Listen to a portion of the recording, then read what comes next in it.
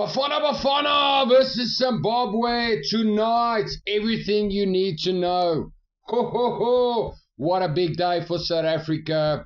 It is about to go. Tonight it is do or die time for Bafana as they take on Zimbabwe in a crucial FIFA World Cup qualifier at the Moses Mabhida Stadium in Durban. South Africa come into this one after a solid draw against Nigeria. And morale in the camp is sky high. But Zimbabwe are desperate. They haven't won in their last 8 qualifiers. And tonight could be their last real chance to stay in contention. Not a chance. Bafana is going to take this one.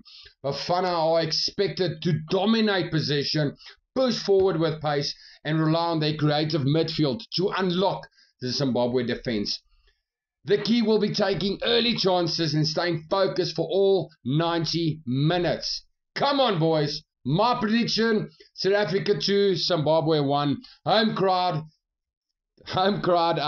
big energy, Bafana to shine under the Durban lights. This is 2025, How to Everything Sport, AI, Mental Growth, World Cup 2026 edition, and also local. Bafana, let's go. Drop your score predictions.